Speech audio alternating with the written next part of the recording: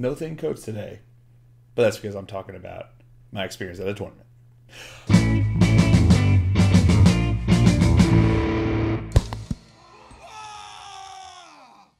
Welcome, ladies and gentlemen, to another Glacial Geek Deep Thoughts Thin Coats with me, Phil the Glacial Geek. Sans the thin coats, as I said, but into the deep thoughts. Today's topic that we're going to be talking about is actually going to be my experience this last weekend at the Barnyard Brawl in Greenville, South Carolina. It was hosted by the Red Barn, which is your FLGS in Greenville there, the friendly local gaming store up there. Hosted this and put it together, and they actually held it at the Knights of Siena fencing academy there at their gym there, which was really cool. I think there was like 80 people there, ton of people. It was a lot of fun. People came from as far away down into Florida, all over the southeast here. The concept was that that they wanted to create a GT. They wanted to create like a large a gaming tournament, a Warhammer tournament for the southeast, because there's not a big gaming tournament other than Warzone Atlanta down here towards the southeast. So the idea is to try to build this until it becomes like the next Nova or the next Adepticon or LVO, something like that. They want to put it in there. And I mean, we had like I said, it was close to 80 people I think that showed up, and it was awesome. A ton of people came in there. This was one of it happened a couple weeks after the big FAQ, and they adopted the FAQ and all of those different things. So it was really interesting, really dynamic, and really it was a good time. It was a really, really good time. Everyone pretty much kept it chill. I didn't have any problem with any of my opponents. I had a great time with all of my opponents, and I didn't really see very much. I didn't really see much salt, much of bad feelings, which kind of happens sometimes at bigger tournaments, especially when there's a lot of prize money on the line or something like that. But this time it seemed like it was just a bunch of really, really good people wanting to just have fun and spend a weekend enjoying each other's company. And part of it was that they wanted it to be have a lot of support and a lot of prize support. So let's kind of go over like the way it worked. So the way their system worked was they had the first two rounds were just basic Swiss pairings. So the first round is random pairings, and then after that they paired you off based upon your results from the first round, and then after that you got placed into pods basically. So they would drop it like every 8 spots got placed into a pod, and then for the next 3 matches during the game, because we had 5 matches over the course of 2 days, you would play the people in your pod. So that way it worked out. The way it worked out, there was I can't remember how many pods there were, but there was a bunch of pods, and the way it worked out that at the end of the day, at the end of the tournament, every pod would have someone who was undefeated in their pod. So you wouldn't necessarily be undefeated for the whole tournament, because you could have lost earlier the first 2 matches. But after that, there was an undefeated person from each of the pods that then received prize money based upon the what pod they were in.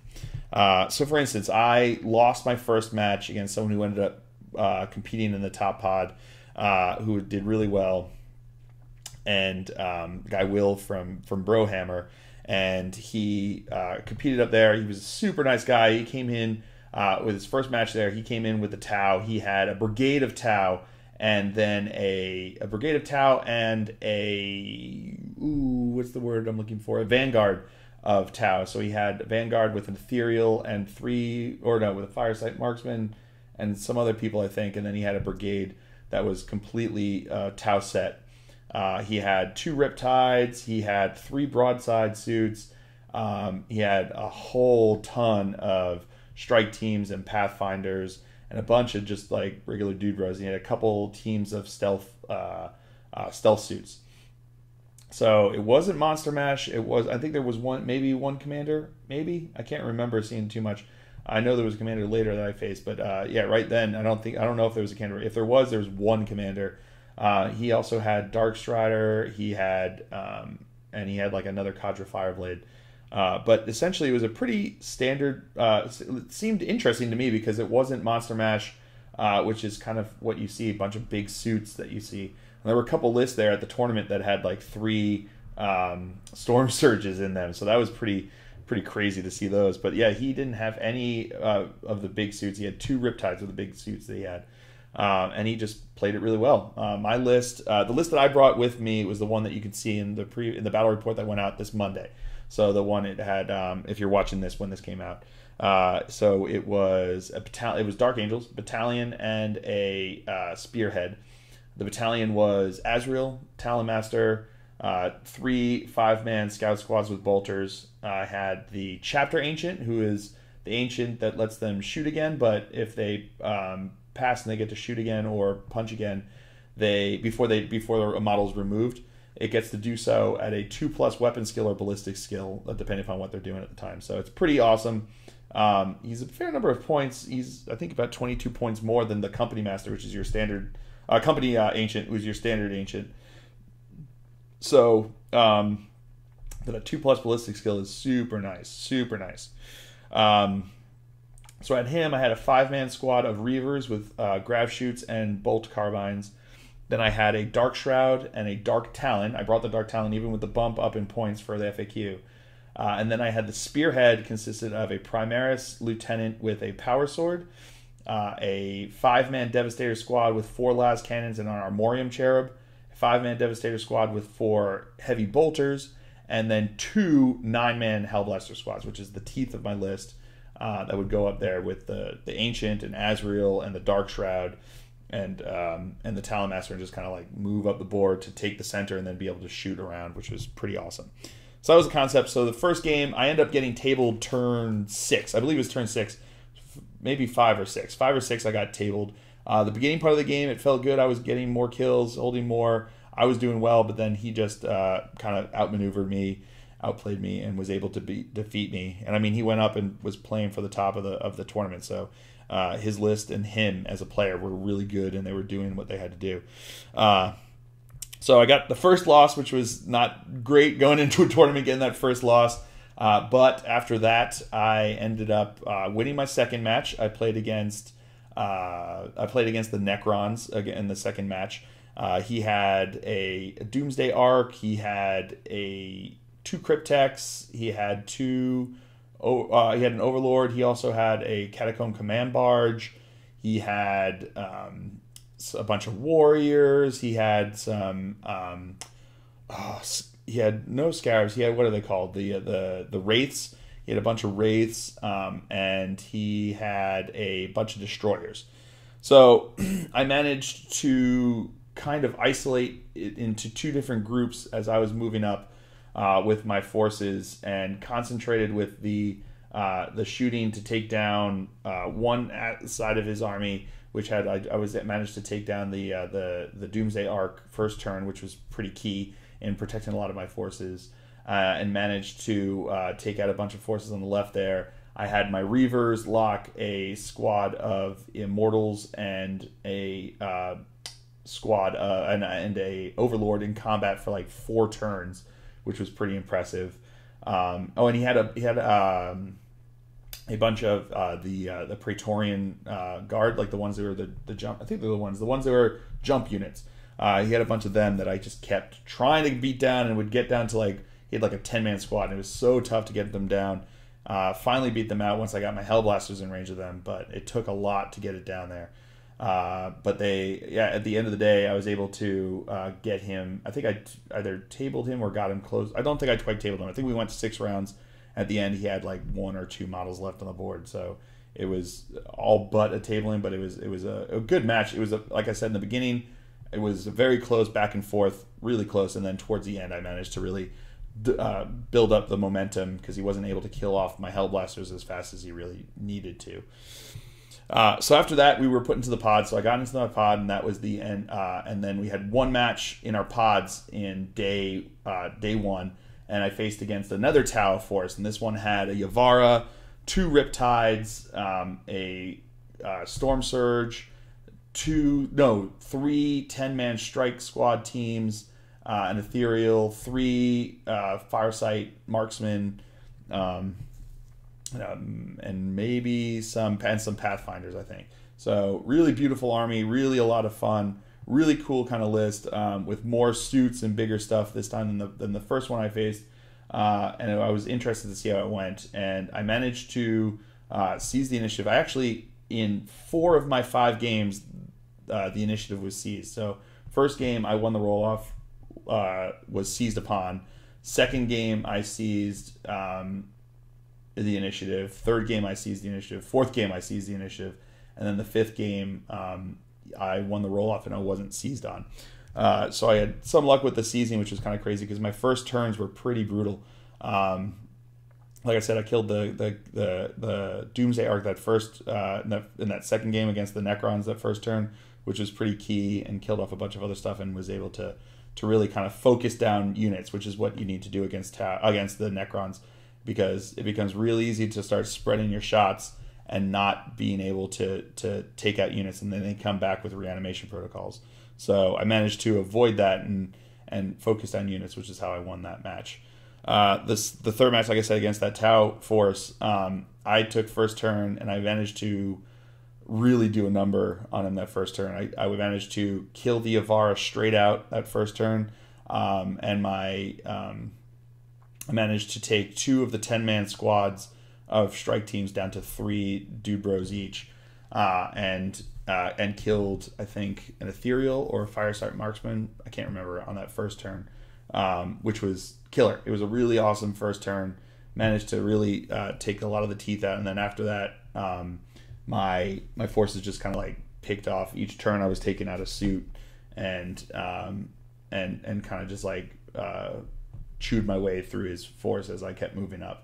The Storm Surge was pretty brutal, but I managed to early on take out a lot of his ability to shoot the marker lights, which was pretty good because of those their missiles, their destroyer missiles. I managed to keep them as less of a threat than if I had just left all the marker lights. Because with the Tau, marker lights make a big difference because they're not used, so they're just there and they can keep building up, and then you just are at the whim of what's going on at that point. So I managed to win that game. So I ended up the first day 2-1, which was pretty good. I felt positive. I was undefeated with the one game in my pod at that point. So that was felt really good. So I managed to do that, and going into day 2, I ended up playing against a guy from Statesboro, Metter. I think lives in Metter, but he comes and plays at Savannah Lion Games a lot, Matt. And I played against his AdMech for the first game of day 2. And going in there, I managed to seize the initiative, and first turn, I managed to fly my Dark Talon up the board, and my Dark Talon managed to one-shot Call. And then I managed to take down his 4-man robot squad down to 1 robot left, and I blew up a whatchamacallit, a Dune Crawler, Onager Dune Crawler, that first turn. So right off the bat, he still had a Knight, he still had another Dune Crawler, and he still had a bunch of other stuff, but I managed that first turn to really take the teeth out of his force a lot and to put him on the back foot. So the rest of the game really just kind of went that way. My Hellblasters really did a lot of work, and as he was taking out my Hellblasters, they were firing back because that's what they do best, is with that Ancient there on a 4-up, getting to shoot back at 2-up makes a big difference. So it's really awesome, and I pushed them pretty strongly. I think at the end of the game I had 1 Hellblaster left, and I managed to table him turn 4 or 5. I think it was turn 5. I managed to table him. And I had 1 Hellblaster left on the board with pushing them because I was supercharging most of the time whenever they were shooting, just because getting that strength 8, getting that 2 wounds was really effective, especially with Weapons of the Dark Age, pushing it up to 3 wounds. Really good at killing a lot of big things and a lot of multi-wound stuff. They're really fantastic for that, and they proved that time and time again as we were playing these games. So that was the first game. The second game of day 2, I went into and played against. No, that was game.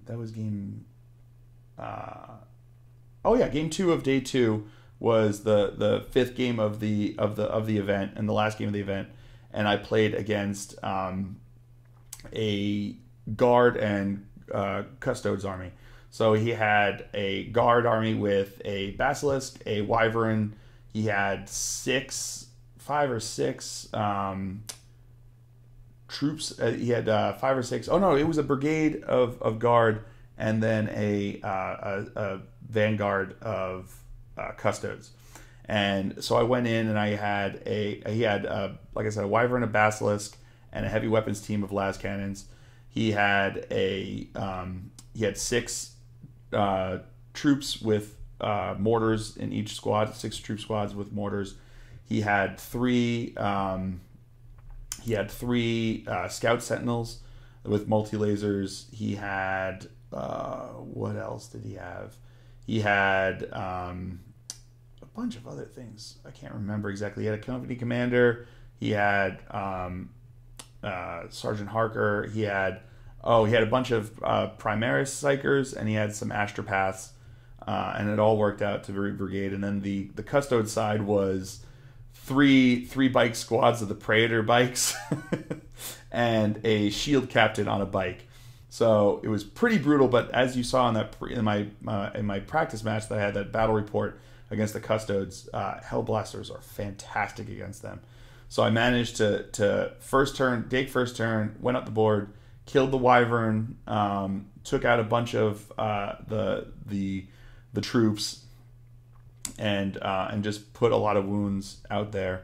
I also managed to there was 2 turns. I played Death by 1,000 Cuts, and there were 2 turns that I did that I killed 5 units in the turn, which kept me from getting the 2. You could have gotten 2 points because it's every 3 that you kill in a turn you get a point. So I killed 5 twice, but he managed that. He had a lot of units because he was running brigade, which meant that I had the ability, and I ended up maxing out those points there. But what he did was he started 2 of his bike squads on the table, one of which he used to charge and kill my Dark Talon, which had shot up the board and dropped his bomb and did a bunch of shooting into guys. And he charged it and killed it, but then they were out in the open, and my Hellblasters were able to take down those 3 bikes. And then he had another 3 that came and kind of flanked around and were hiding in a building, and then came across, because first floor was line of sight blocking because of ITC, and wasn't managed to get around me, but I ended up being able to turn around and shoot them. And then he kept one of the squads and the shield captain in deep strike reserve, so he dropped one of them down. He dropped one of the squads down, and I Auspex scanned with las cannons and managed to kill one of the bikes with the Auspex scan. And then when he charged with them, I managed to kill a second one with Overwatch with the las cannons, which was pretty fantastic. So that was pretty effective. I also managed to move my Hellblasters up, and they were able to just rip through all of the different things that he had up there. And it was kind of hard for him to come back. It really started to snowball pretty quickly, and I don't think we went all 6 rounds. All my games ended up going to full conclusion, either by being tabling someone, or going all 6 rounds. And I was able to beat him. He had, I think, he also had some Scion squads, not command squads, regular Scion squads. They took his troop choices that he dropped down with some plasma, which were pretty effective at hurting me and getting me out of position. And at the end of the day, I ended up beating him and going 4-1 for the whole tournament, which was pretty fantastic. I won my bracket, my pod, which was pretty awesome. And I ended up taking top Dark Angel army at the Open, which was awesome. It was really kind of cool because I met a bunch of people there, which was really great, meeting fans, people who probably are watching this video right now.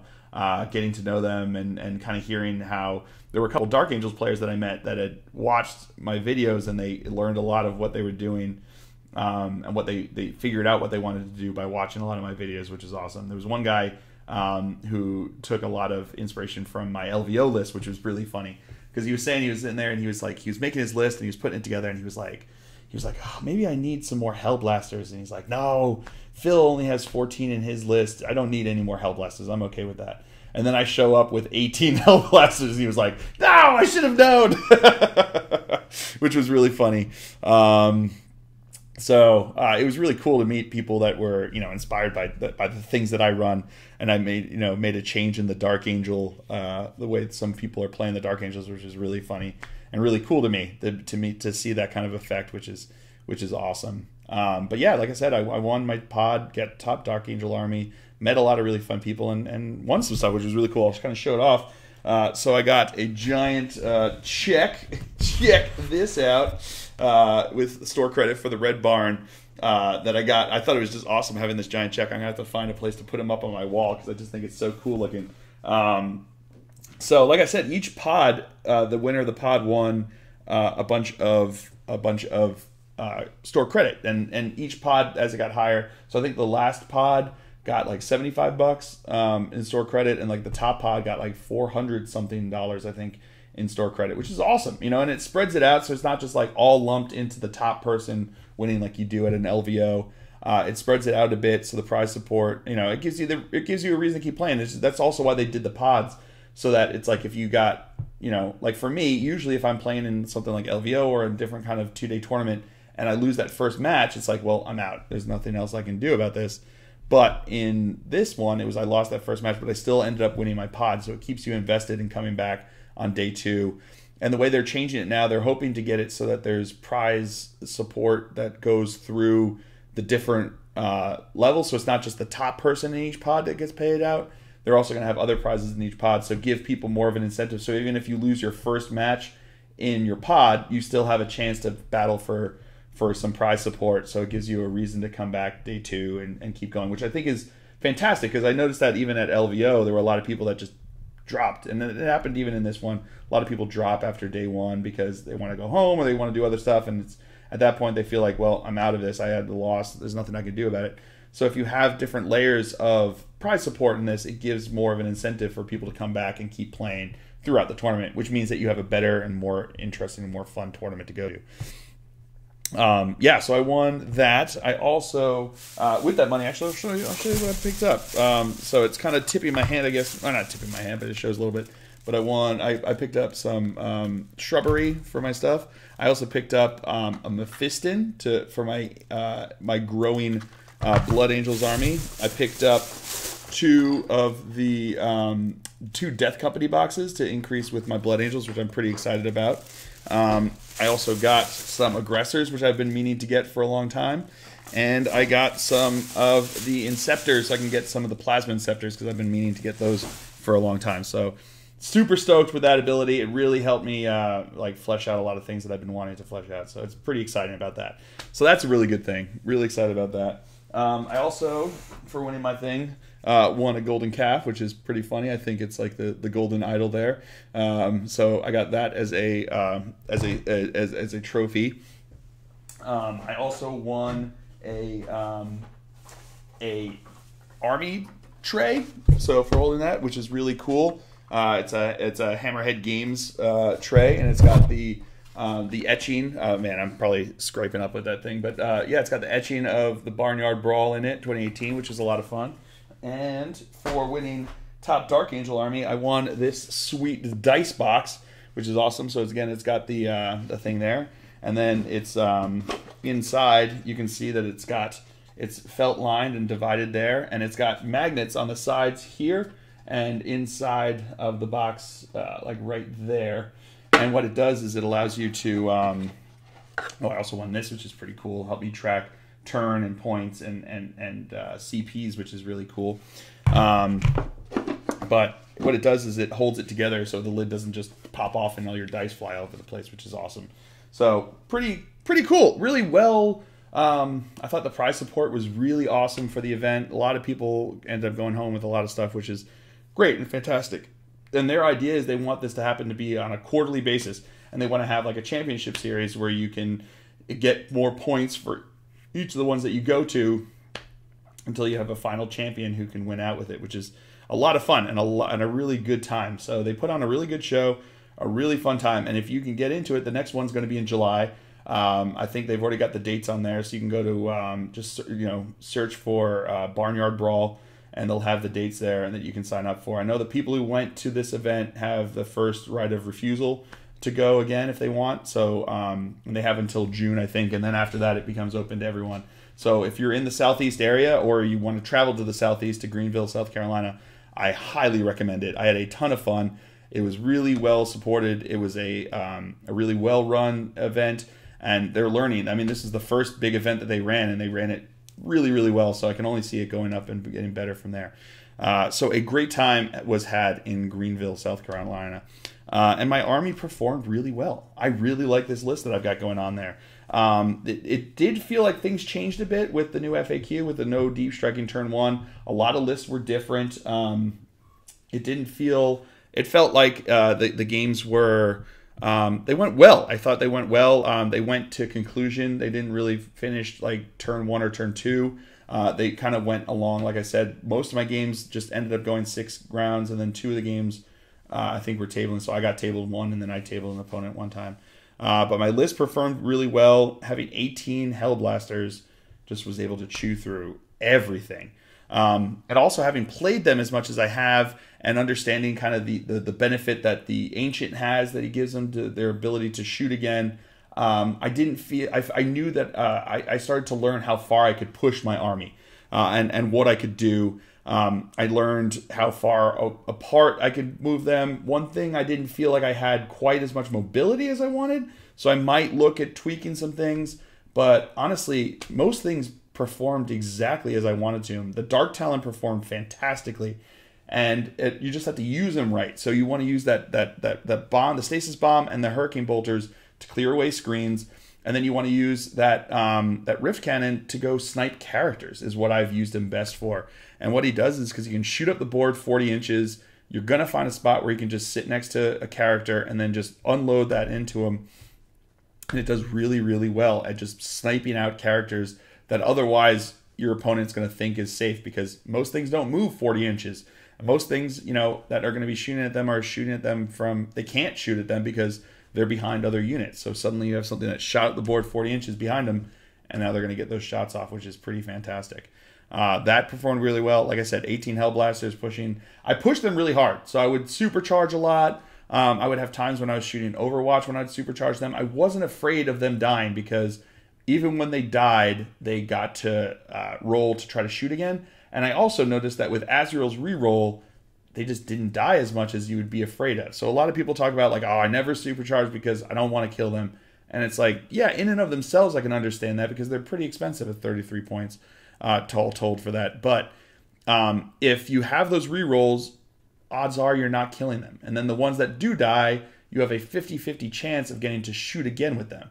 So when you're talking about that kind of thing, especially if you're in a phase where you've got Weapons of the Dark Age going on, and you've got the supercharge, if they die, there's a 50-50 chance of them shooting again. So out of 18, even if they all die, odds are 9 of them got to shoot again, which is a heck of a lot of after-death shots to be coming up at you, especially in rapid fire range. Heck yeah.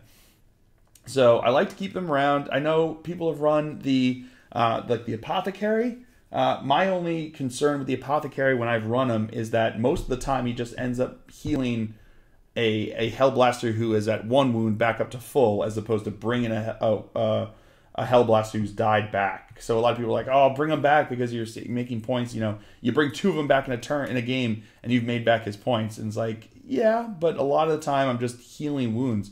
I'd much rather have the Ancient there, that if they're going to die, they're going to die, but there's a chance that they can shoot you again. So I've had games before where I'm killing units on their first turn because they're shooting my guys, they're dying, and they're shooting back, and they're doing 2 damage at strength 8. It adds up. It really adds up, and it really can start killing some guys. So yeah, I would learning the limits and learning what your army can do is really, really effective in how you can play your army.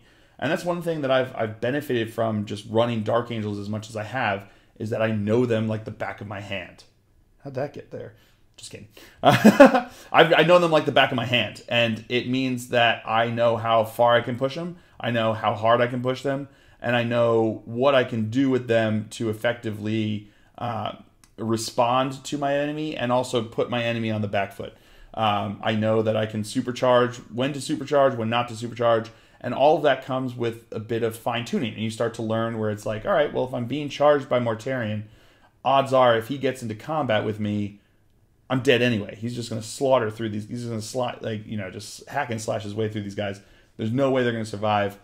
Just supercharge it, and then you can choose whether you want to reroll just the ones if you want to try to keep them around with the Overwatch with Azrael's a reroll, or if you're like whatever, kill a couple so I can get my 2+ ballistic skill at shooting at him, and then you just reroll everything, get a bunch of 6s on those rerolls, and kill a couple that they can then shoot at him with 2-ups. And if they're charging, that means they're within 12 inches. You got rapid fire. So for everyone that dies, you're doing another 2 shots at ballistic skill 2 if you got the chapter ancient. Yeah, it becomes very effective, and it becomes a lot of fun, and it becomes really cool. I like doing it. I like pushing them. If they start dying, they start dying. That's what happens. But the thing is, as they're dying, they're taking other people with them. And that means that, towards the end of the game, I had 1 Hellblaster left in that game against the AdMech, but he was able to then kill the last Engine Seer, because that's all he had left was an Engine Seer. So, they may be dying, but they're taking things with them. And if they're taking things with them, that means you're in a good position. Because you've got the rest of your army that's still doing stuff. So, you've got your las cannons that are shooting out there. You've got your Hellblaster, the heavy bolters that are shooting. I used that stratagem, the Hellfire stratagem, a fair amount during the tournament, which was awesome, putting D3 mortal wounds from a hell. What you do is, with the Dark Angels Devastator squad there, you've got the 4 heavy bolters, so 3 of them are shooting regularly, and then you have the Signum that you give the one that has the Hellfire rounds. So now you're rolling 1 dice that's hitting on a 2, re-rolling 1s because of Grim Resolve, and you're doing D3 mortal wounds, which is fantastic. It's a ton of fun, really awesome. I might switch it. I had the Armorium Cherub with the las cannons because I really like the ability to, to get 1 extra las cannon shot in there if I fluff the, damage roll and I just need 1 more shot in there, or if I get someone down unexpectedly low and I've got the ability to finish them off. I like that. But I'm thinking about switching the Armorium Cherub over to the heavy bolter squad to allow me to pop it and do 2 shots with the for 1 CP basically with the Hellfire rounds, which I think would be fantastic. Give that a shot, since that's what came out with the FA. That's what they ruled in the FAQ. But yeah, it was a lot of fun. I had a great time. My army did exactly what I wanted to. The Talonmaster, man, I've got this thing. On paper, he's a beast, and he's brutal. And I've had games when he's gone just ham on my opponent and just like slaughtered through everybody. I felt like he didn't perform as well as I had wanted him to during this game. But because he ended up being a lot of my mobility, and when he would do the mobility, like he's hitting on 4s at shooting because it's heavy weapons, and he was just getting beat up real bad when he was off on his own, which is what he had to be if he's my mobility source. So I don't know. I might have to rethink about him or try to figure out how I want to rebalance things. One of my friends suggested maybe dropping the Dark Talon and replacing it with like a Samael, which is an idea. It gives me a little bit more mobility, but I really like that Alpha Strike that you can get with the Dark Talon, especially now that turn 1 you don't have Deep Strike. This gives you the ability to get into your opponent's deployment zone turn 1 and cause mayhem and cause confusion. So he's now, the Dark Talon's now in your opponent's deployment zone, and they've got to figure it out, because otherwise he's just skimming around back there, shooting his heavy bolter, shooting the Hurricane bolters into all of his troops, shooting his heavy Rift Cannon into his characters. So he's got to take care of him. He's got to shoot him. -1 to hit means that he has to put a lot more shots into it than he normally would, and those are all shots that can't go into the rest of my army. So it gives me that turn to then move up my Hellblasters so that now they're like snug in the middle of the table and able to shoot at anything that he's got going on there. And my Devastator squads are just shooting from their vantage points that I've got them at, and everyone else is doing what they've got to do, because they've got to handle the Dark Talon in their back zone. Otherwise, it's going to just sit around there and just cause havoc for them. So I had opponents that is like, I'm not even going to bother shooting it. I'm just going to charge them with my bikes, or charge them with the Custos bikes, or charge them with my Sanguinary Guard. I'm like, good, do it. I'm glad you do, because then those units are now stuck in your deployment zone for another turn before they can come back at me outside of your deployment zone. So even just for that distraction and keeping those, like I said, those Custos bikes away from the rest of my army, it's points made back for that. So I really like the Dark Talon, really like the Hellblasters. I mean, that Azrael Bomb there, but the Hellblasters and the Ancient and the Dark Shroud were fantastic. You know, -1 to hit is fantastic. 4-up invul save is fantastic. You finally get some stuff through and kill them, and now they're coming back at you and shooting you because you've killed them. You know, it's awesome. There's really no downside to that. They really work really well. And I did notice, I felt like there was no one thing in my army that if my opponent had really chewed through, that I was completely lost. Like I said, I had one game when I lost all my Hellblasters except for one, and I still managed to table my opponent. It meant that even without the Hellblasters there, I was still able to compete. I was still able to make to fight and win the tournament and win the matches, which is great. And that's what I'm looking for. Is I'm looking for lists that there's no one thing that's going to kill me. There's no one thing that if I lose it, like a lot of armies and lists and stuff have like that one unit, that one part of the force that if it gets taken out, you're left in a bad position. I don't feel that way. I feel like if they're focusing on my Hellblasters, my Devastators are going to do some work. If they're focusing on the Devastators, my Hellblasters are going to do some work. If they're focusing on the two of them, then my Dark Talon and my Talon Master and my Reavers are going to do some work. And I never feel like, I feel like the whole list does its job. And there's no one component that if I have a bad day and things go bad for them, that I'm completely lost. So that feels like a good thing to have in my list. And, you know, and that's something that you need to kind of look at with lists. If you have that one-trick pony, it becomes real easy to kill that pony. You know, if you have that one-trick pony, it becomes real easy to kill that pony. If you've got that one, you know, key factor that's the most dangerous part, you're eventually going to run into a hard counter for it that is going to be difficult for you in a tournament setting. Whereas if you have lists that can just do work and just grind out wins, that's going to be better for you because you're going to face a whole lot of opponents. And my list, I feel pretty strongly that it can handle most other lists that are going to come its way. You know, Smite spam might be a bit difficult, but I mean, if you're killing my Hellblasters with Smite, or you're killing them with Bolters, it doesn't care because they're going to shoot you back. You know, and if you're at 18 inches, you have to be within 18 inches. That means you're in range of my Hellblasters. And if you're doing it from a character, odds are that if you're 18 inches away, exactly 18 inches away, you probably have another unit in front of you that's closer, and I'm getting rapid fire with those. Even though you killed them, I'm now getting rapid fire. So for every one that you're killing with me, I'm taking out 2, you know? And that's just kind of the way it works with that. And I think it's a really good system that works out really well. And I like my list. I think I'm going to keep working on it, maybe do some tweaks. I don't even know what to tweak. It becomes hard because it's like all the points are added up where they are. So we'll see what happens. I think I'm going to go forward with this list. It really feels strong, and it's going to be a lot of fun. And like I said, really had a blast at the tournament. Really had a good time, and I really highly recommend it. I can't recommend it more highly enough to anyone that wants to give it a shot. So check out the Barnyard Brawl in Greenville, South Carolina. Like I said, they're going to be doing events in July. They've got another one, I think, sometime in the fall, and then another one in January. And it's just going to keep going. They're looking to do it quarterly, which is fantastic and a lot of fun.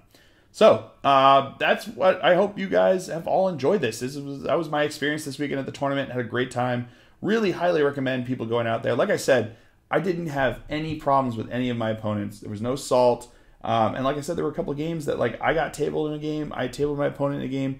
These are games that like, you know, someone's getting beat and there wasn't salt. There wasn't bad feelings. It just went well. These were good people that are just having fun.